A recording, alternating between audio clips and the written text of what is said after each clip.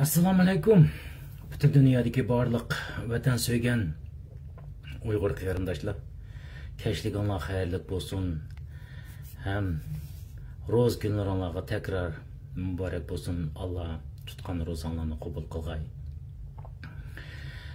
Bugun men sizlarniki uzun emas bir vaqtga pas 5-10 minutlik vaqtinglarni olaman qarindoshlar.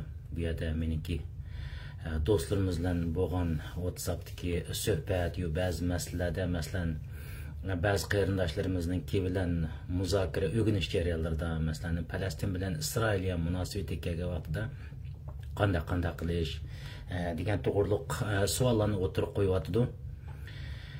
Endi bu savol xil burundan tortib bor qarindoshlar endi. Xil burundan tortib bor. Men bu savolni bugun o'tirib qo'ygan qarindoshlar qartalı bergan javobim emas, xili burundan tortib bor endi. Bu savolga kelgan chaqda men aldirab o'tirib javob bermay deb o'ylagandim. Bu qatim men buningga javob berib, shaxsan bir ko'z qarashni o'zimiz bilan siyosiy o'rganish va siyosiy maydonda o'rtoqlashayotgan do'stlarimizga o'zimizning bir fikrini, mening shaxsan ko'z qarashimni bir o'rtoqlashish ham o'rganish va o'rgitish tariqasida o'tirib qo'yishni loyiq topdim qarindoshlar. Falastin va Isroil masalasi kelgan vaqtning o'zida qarindoshlar, buning uchun men kesibladay bizning turadigan maydonimiz Isroilning maydoni qarindoshlar. Bunda desam o'tirib dinni tomtoq tushunib olgan bir turkum qarindoshlarimiz, albatta men diniy mollamlarimiz deb qarmayman. Mening ait ko'p diniy mollam qarindoshlarimiz bor. Dinni ait yaxshi bildigan din va siyosat jamiyatni hatto u yoqdan besh titib tashlaydigan do'stlarimiz bor. Ular o'tirib men shu ko'z qarashlarni o'tirib qo'ygan vaqtning o'zida ular o'tirib bunga qarshi fikrlarni qilmaydi. Qarshi fikrlarni qilmaydi endi. Bu yerda gap nima degan vaqtning o'zida ba'zi masalalarni ba'zi insonlarimizning to'mtoq tushundirish masalasi. Bizga qadimdan tortib bizningki kichigimizdan tortib jamoa mechitlarga borib shu vaqtlarning o'zida mayli bilganlar bo'lsin, mayli bilmagan bo'lsin, bu Yahudi va Nasaralar dushman bu degan gaplarni takror anglaydik endi.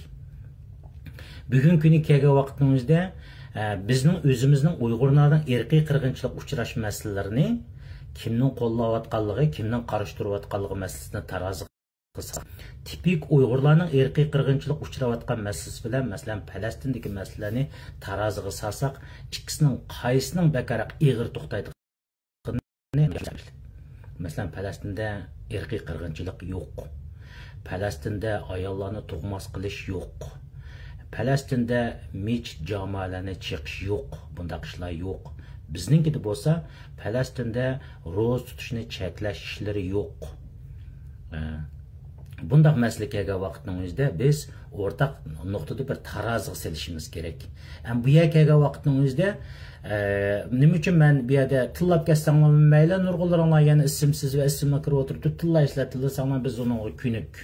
Hatta şahsiyetimge kirib o'tiribman tilladinglar, men unaqa qarshi chiqib o'ltamadim. Men bu ishlarga kunuk endi. Chunki bu davo kirgan vaqtimizda biz boshqalarning xato bo'lgan yerini tillaymiz. Bizni tillaganlar bo'lgan, keyin o'tirib tushunib, deyotgan gaplarning to'g'ri deganlar bo'lgan.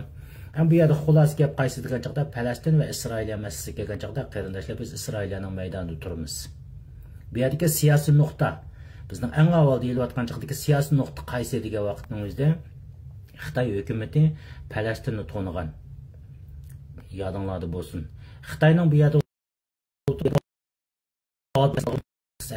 haqqoniyat tug'anliq nuqtasi emas.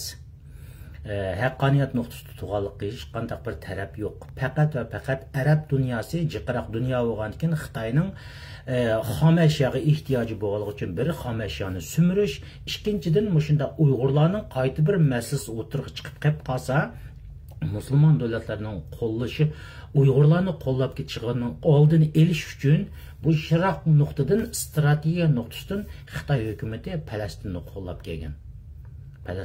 kelgan. Bugun mana Xitoy hukumati buning natijasini ko'ryapti desak bo'ldi. Xavronlarda bir Müslüman devletler yoki Arab devletleri Uyg'urlar irqiy qirg'inchilik uchrayapti deb qo'llab baqdimi? Biri qo'llamadi shundaq-ku.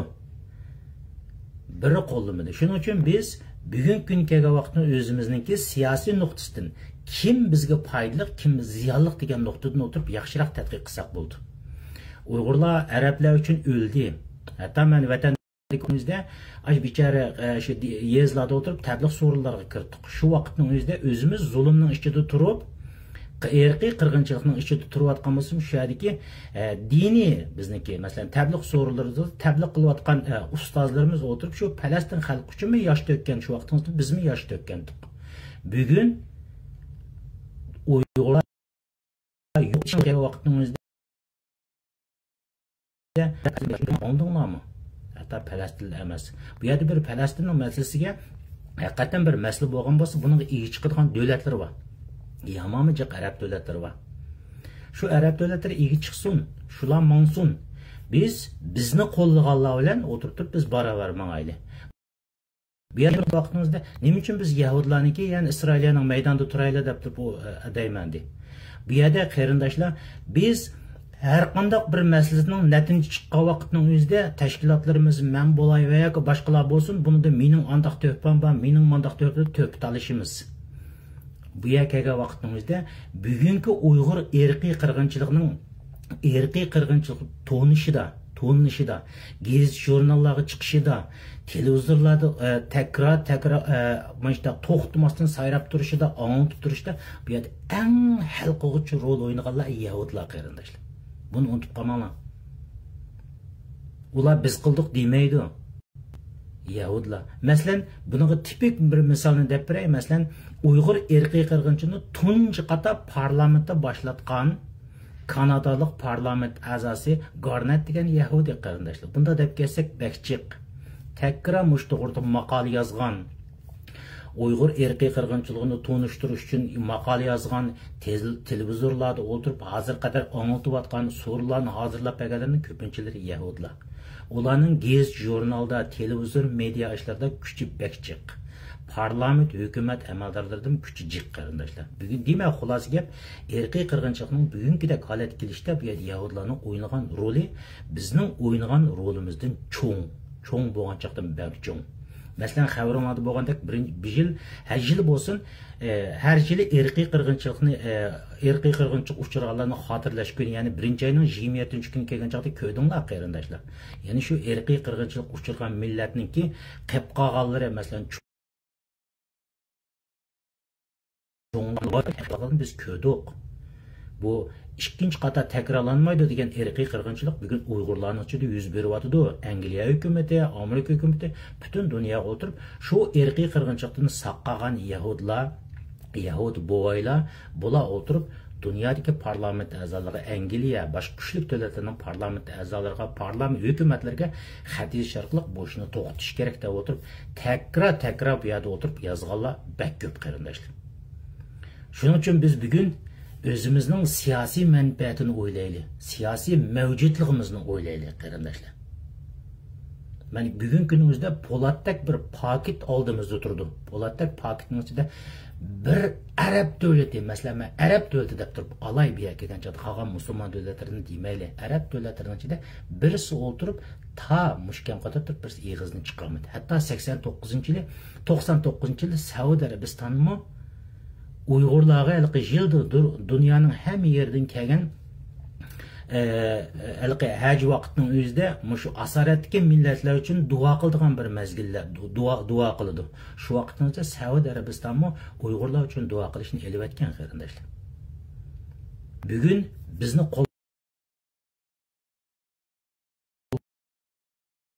qo'llayotganlarning bek ko'plari Yahudlar.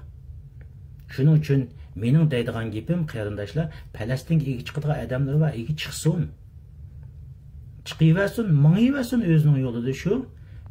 Bizni qo'lg'anlar bilan baravar mangayli.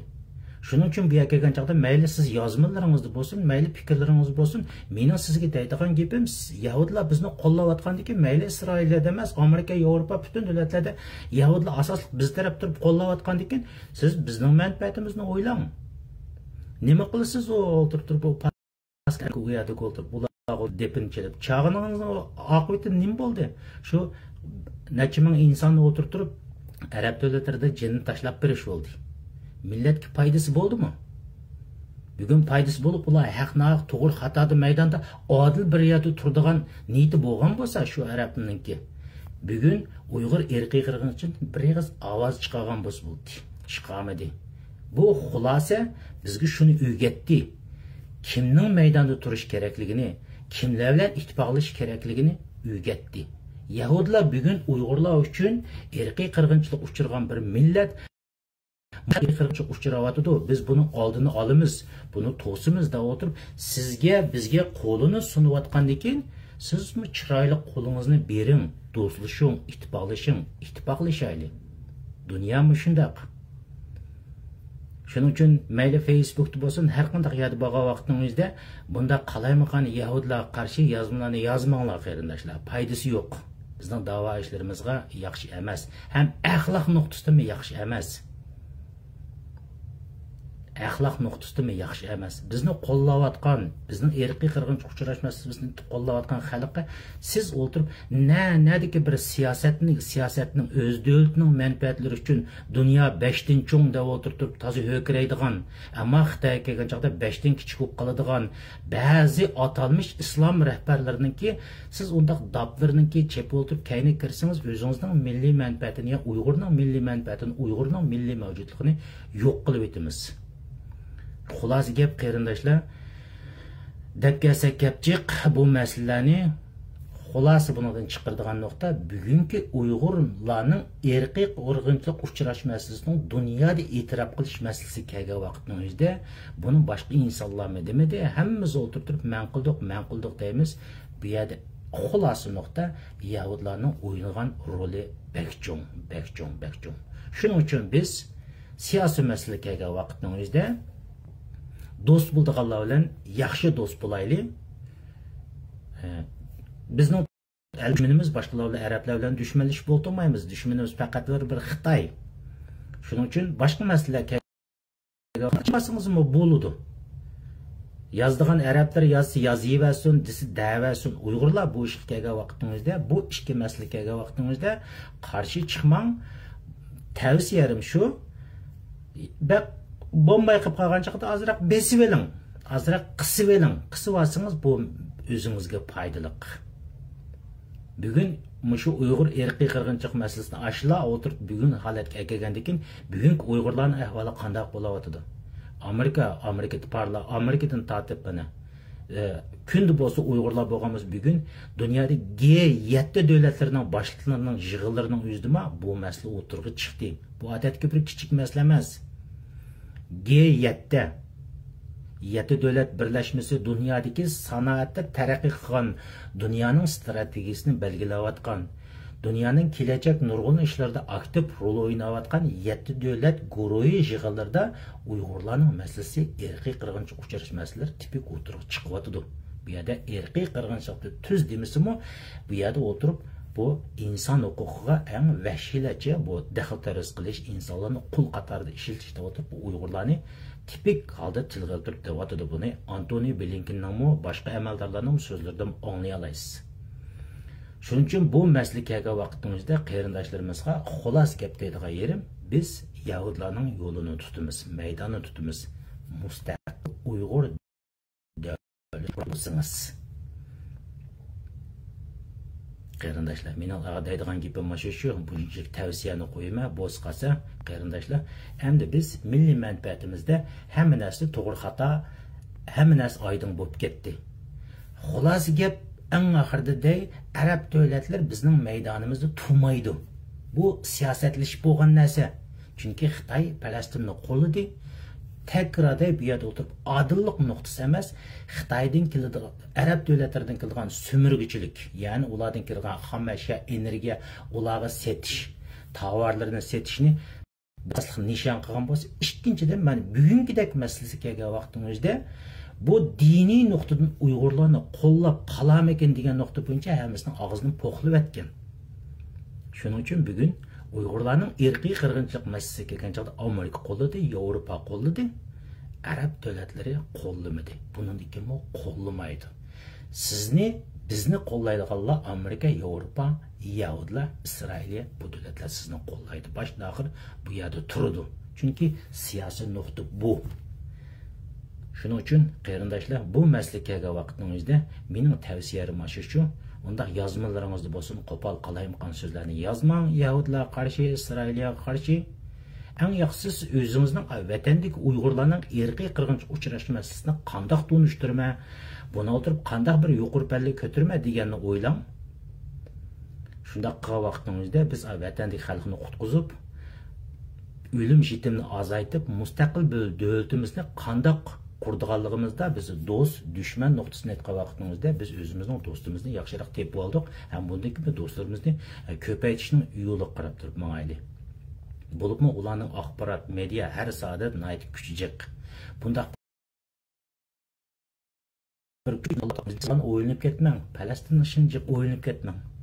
Bunda desem tillasınız tillavering. Men o'rgandim. Falastin'deki işler, Falastin'deki mening millatimning ishiga tırnaqqa to'xtamaydigan hech nimasi yo'q. Tırnaqqami to'xtamaydi, hech nimaga to'xtamaydi ekan u. Men bilamsiz, bugun men Norvegiyadagi bir davlat, Arab davlatlarininki, Falastin rahbarlariniki bugun Norvegiya Arab davlati, Falastin hokimiyat apparatidagi rahbarlarning maoshini to'laydi ekan, tushundingizmi?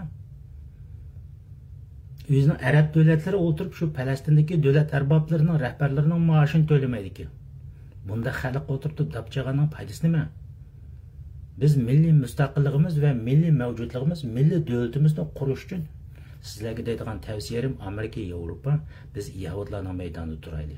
Şunun için onda halkı komünistik ideologiya boyunca singdirib etgan Avrupa, Amerikani, Nasaralarni, Yahudilarni dushman tutimiz deydigan narsalarni uni eng yaxshisi kallangizdan chiqarib eting. Tavsiyalarim shu, qarindoshlar, mening deydigan gapim. Ikkinchidan, andan qarindoshlar, meniki siyosatni o'rganayotgan do'stlarimiz bor, bular qilgan tavsiyalarim shu. Siyosatni bir kunning o'zida turtib olmaydi, bir tarafga. Buni tekrar o'rganish kerak, tekrar o'qish kerak, tekrar o'qish kerak, tekrar o'qish kerak. Coğrafya, siyaset, millatlarning munosabati, davlatlarning munosabatini tekrar o'rganib kelgan chaqda bu siyosatga bir narsani o'qisangiz o'tirib, asli bo'lganini shundoq tushuna olasiz. Bu yer kelgan vaqtingizda sizga bu hozirgi kelgan vaqtingizda bu jiq bir jarayon, dunyoning siyosati faqatla her yerde her türlü kişiler yüz berdi, bu işler siyaset degan bir kenar narsa. Bizning maslimizga qayerdan qayer keldi, nimalar bo'layotdi degan nuqtaga kelsa, mening tavsiyalarim shu qarindoshlar, ustozimiz Sidiq Hoji Ro'zining kunlik berayotgan leksiyalarini anglab qo'yinglar qarindoshlar.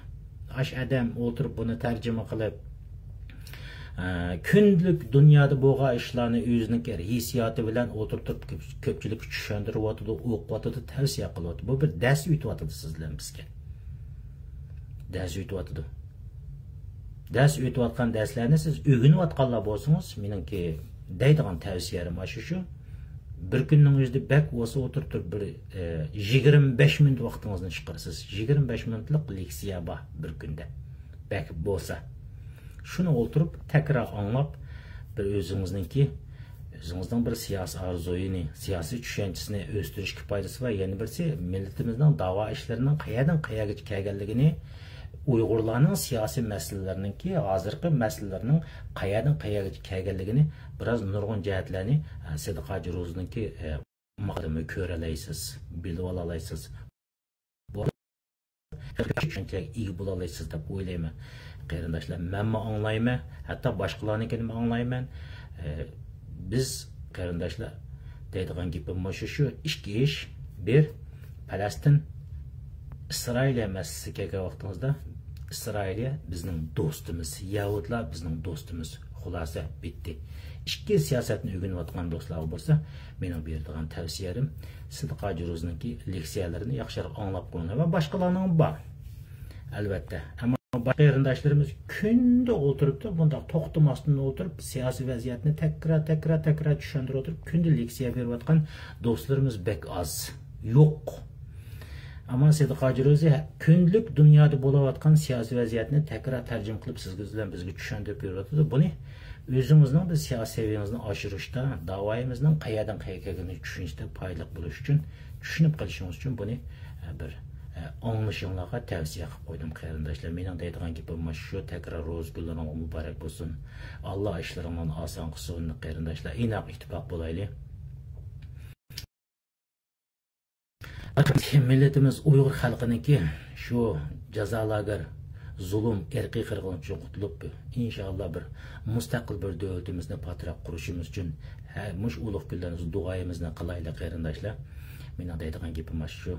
Tekrar xayrli kashlar bo'lsin. Allah işlerini oson qilsin. Xo'sh, Allohga emanet qarindoshlar.